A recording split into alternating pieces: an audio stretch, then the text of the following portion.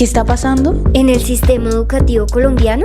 Si quieres saberlo, quédate con nosotras en Educación sin tiza, con Mafe y Paula.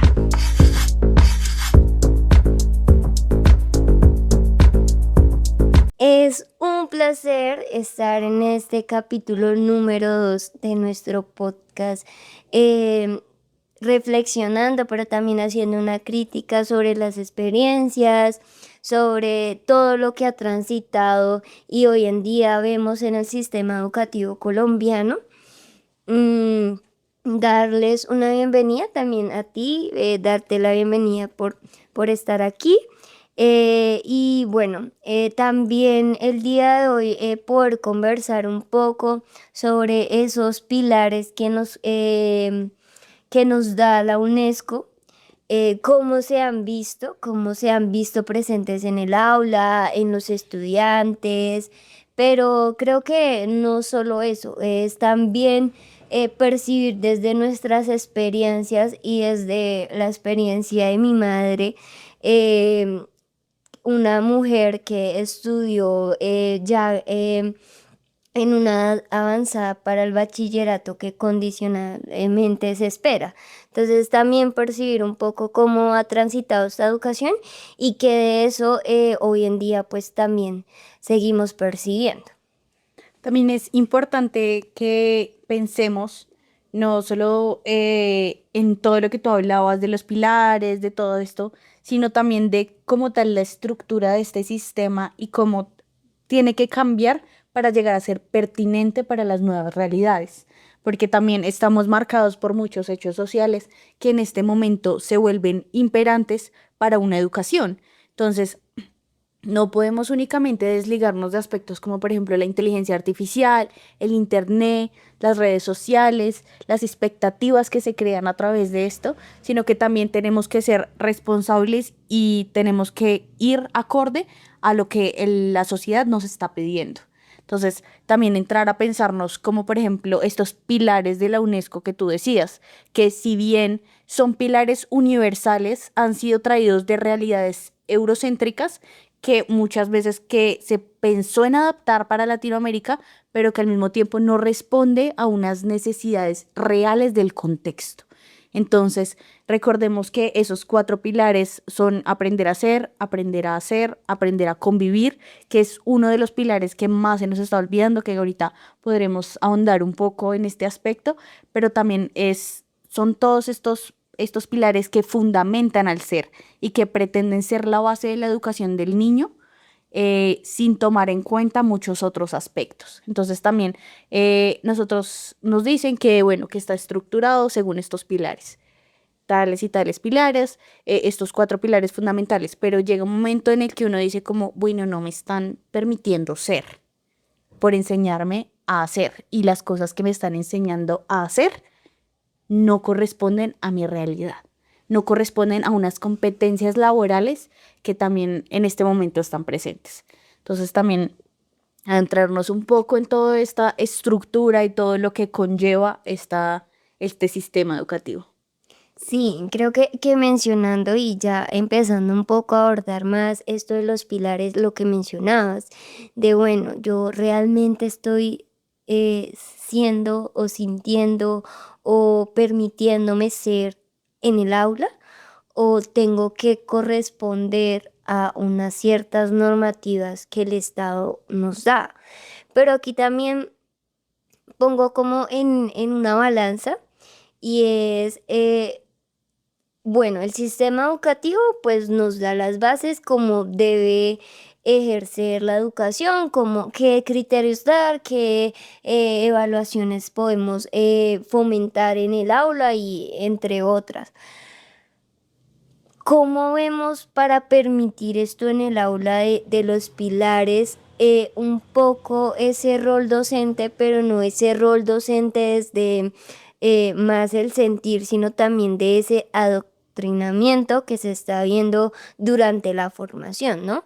Estamos nosotros estudiando para ser docentes, pero no ha cambiado nada porque seguimos una doctrina, seguimos algo que requiere el Estado y que no permite que también en esas prácticas en el aula se elaboren pues estos pilares de el ser, hacer, convivir, que pues obviamente no atañe solo a los estudiantes. Creo que los pilares también podemos pensárnoslos para los docentes, de permitirlos ser, permitirlos hacer, pero también permitirles convivir con otros. Entonces creo que también traer a colación un poco de esos agentes educativos que están presentes frente a la educación.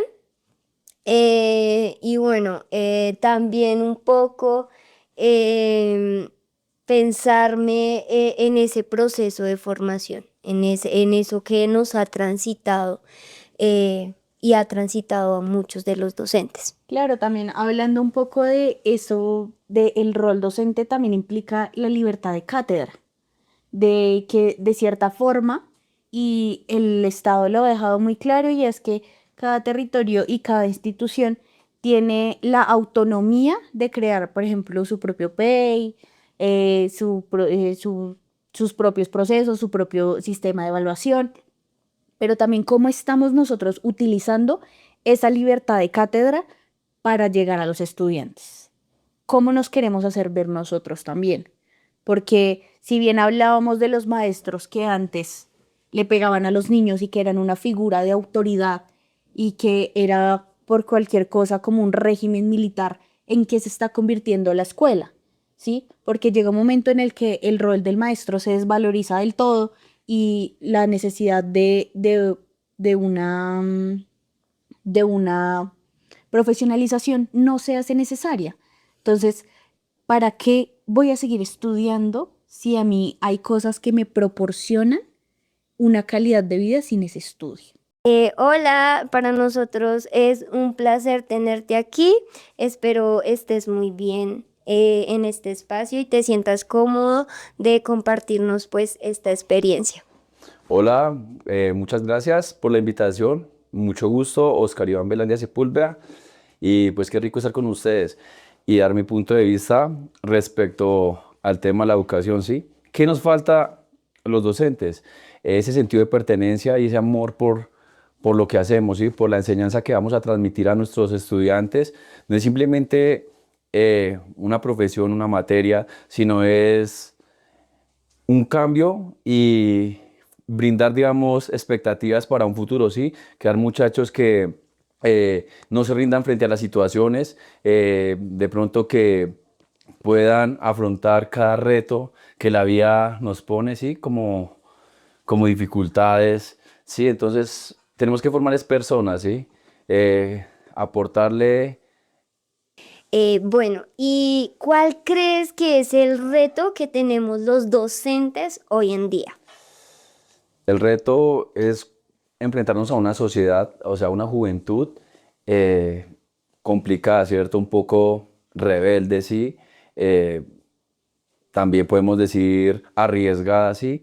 Que no, muchas veces no quieren escuchar, ¿cierto? No se quieren dar guiar, sino ellos simplemente quieren tener la razón y enfrentar las cosas desde el punto de vista que ellos la creen, ¿cierto? De igual manera, pues tenemos unas redes sociales que no todo lo que observan es constructivo. Muchas cosas hacen que la juventud de pronto cambie su propósito. Sí, y creo que de pronto hablando un poco y relacionando este tema de lo que hablas del aprender a hacer, ¿no? Entra eso que mencionabas de la profesionalización, pero entra una proletarización, que es lo que hoy en día consideramos como, bueno, a mí el Estado me está pagando, me está dando pues mis materiales, yo voy al aula, ejerzo, pero pues para que me profesionaliza si no voy a tener una calidad también económica, pues porque es que el docente también tiene sus necesidades.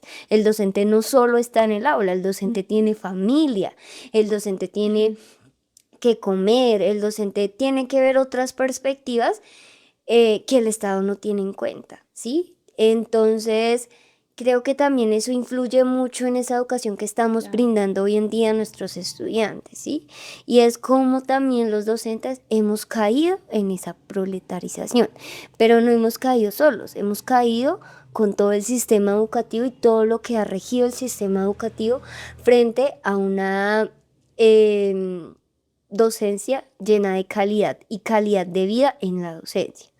Entonces, creo que también por eso pensábamos un poco que los pilares no iban solo en relación a los estudiantes, sino también a nosotros mismos. Sí, también, pues hablando un poco de todo esto de la proletarización y del rol docente, también viene con una baja de las exigencias al estar ya dentro del magisterio, porque al fin y al cabo yo tengo ciertas comodidades, tengo la autonomía de hacer en mi aula lo que a mí me parezca correcto, claramente con unos lineamientos, con unos parámetros que me proporciona el Ministerio de Educación, pero también yo tengo la posibilidad de ampliar la mente de todos mis estudiantes, de ser un actor que impacte, pero eso se está perdiendo en la necesidad de resultados, de ver resultados. Porque yo puedo generar en mis estudiantes procesos diferentes porque cada uno responde a un proceso diferente. Pero si yo no demuestro unos resultados, unos estándares, unas evaluaciones que son iguales para todos, no me va a servir de absolutamente nada. Entonces también es como pensarnos en cómo nosotros hemos pasado de ser un rol muy importante a ser unos simples mediadores de conocimiento, de información para unos resultados específicos. Sí, creo que es muy fundamental dar esa crítica, pero también esa invitación a la reflexión, ¿sí? Los docentes que nos estén viendo, que también presenten esas perspectivas de cómo están viendo hoy en día esa formación docente o los que ya están ejerciendo en el aula, cómo lo están viendo ellos. Pero aquí se me hace o se me venía como a mi cabeza el pensarse a los niños, ¿sí? Ok. Creo que los niños hoy en día están siendo consumidores dóciles, ¿sí? Que como mencionaba, nuestro rol se está desvalorizando, pero se está desvalorizando desde un contexto que está real, que está pasando, que es las tecnologías. El reemplazo del docente se está viendo y es algo que debería preocuparnos porque la educación no se está tomando desde una profesionalización o posiblemente sí la haya, pero esta profesionalización no está presente como se ve o se experimenta en el aula. Entonces creo que allí traer un poco esto en relación, en tensión sobre cómo hoy en día también lo que mencionábamos en el capítulo anterior, esas motivaciones de nuestros estudiantes o también cómo perciben la escuela la perciben como un lugar en el que puedo estar, en el que puedo sentir, en el que estoy seguro, en el que sé que si voy a tener un acompañamiento o posiblemente también un alimento, porque pues muchos también la escuela la perciben como ese lugar donde puedo llegar a tomar un refrigerio. También es pensarnos que las realidades sociales para los niños en este momento son diferentes. Entonces, nosotros estamos muy inmersos en un mundo tecnológico y si bien la globalización impactó de sobremanera en todos, la pandemia exacerbó muchos aspectos que ahora son fundamentales para los niños. Entonces, ahora el reto está siendo criar niños sin pantallas. O sea, cuando antes la necesidad era instruir a los niños para utilizar herramientas como las TICs para un beneficio como por ejemplo en la escuela. Ahora se está intentando crear niños sin pantallas. También es implicando como el uso de la inteligencia artificial desmensuradamente puede llegar a generar muchos efectos colaterales, no solo en la escuela, sino también en la sociedad, en la familia, en las instituciones en las que se basa esta. Entonces también es como cómo nosotros podemos mediar el uso de esta inteligencia artificial y también utilizarla para posibles beneficios dentro del aula, tomando claramente también en cuenta otros aspectos, como lo son todas las estrategias didácticas que nosotros aprendemos profesionalizándonos, brindando servicios de calidad dentro de la escuela, pero pues también cómo nosotros estamos viendo y tomando estos aspectos tecnológicos. Ujú. Y aquí también pues eh, el tema del qué es educar, ¿sí? Porque pues si estamos creando sujetos que hagan una crítica, no una crítica, era que se confunden esos dos aspectos, una crítica frente a, bueno, y lo que en esta pantalla me están ofreciendo realmente es bueno para mi vida, me Es real. aporta, es real o simplemente es algo que está fuera de esa realidad en la que yo estoy presente, ¿sí? Porque pues no solo la IA, también nos presenta en las redes sociales personas que con todo el respeto, pues obviamente hablando ya desde un aspecto se toman ese cargo de enseñar, ¿sí? Ese cargo de enseñar, pero lo que enseñan no está puesto a unos espectadores que realmente necesitan como poder decidir si esto me sirve o no me sirve, sino aquí se ve los likes, ¿sí? Claro. Entonces, creo que es importante ver cómo estamos siendo esos consumidores dóciles de las tecnologías y lo que mencionabas de, bueno, las tecnologías no las tenemos que desarraigar de los contextos, porque hoy en día están presentes y hoy en día esas tecnologías se ven usar de manera adecuada y de manera que sea de aprovecharse.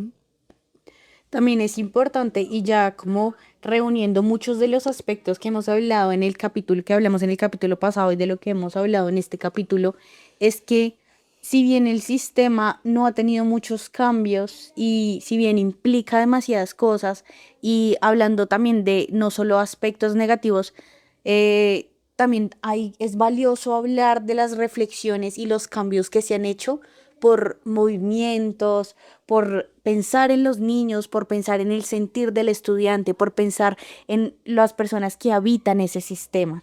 También es como nosotros empezar a considerar que hace décadas no se consideraba a las personas con discapacidad garantes de derechos, garantes de una educación de calidad que en este momento se intenta establecer claramente con unas dificultades, con unas barreras que presenta, porque también es un hecho complicado de establecer en todos los países, en todo el país, y asegurar calidad. Pero pues también el pensar y valorar todos esos esfuerzos que se han hecho para que esa educación llegue a ser real. Entonces también pensar que nosotros tenemos esa posibilidad de transformar y desde, no solo desde el rol, sino también como ciudadanos, como parte de una sociedad, como parte fundamental de ejes y engranajes que al fin y al cabo se van moviendo para que todo tenga lógica. Si bien no podemos terminar el conflicto armado porque es que es una realidad violenta y realmente triste de Colombia, podemos transformar la vida de esas personas que viven en medio de ese conflicto. Entonces, esto únicamente a través del rol del maestro, a través de la escuela, de ese sistema que educando puede llegar a transformar realidades enteras. Sí, de pronto para poder también percibir estas experiencias de lo que mencionabas, de que el sistema educativo no todo ha sido malo, ¿no?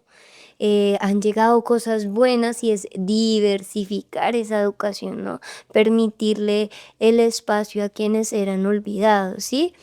Es también podemos evidenciar un poco esa experiencia de mi mamá, de cómo transitó todo eso. Si de pronto en su educación pensaban la educación especial, entonces de pronto pues invitarnos a vernos un poco esta experiencia y poder comentar más adelante. Hola, soy Luzmila Velandia y soy la mamá de Paula Rincón.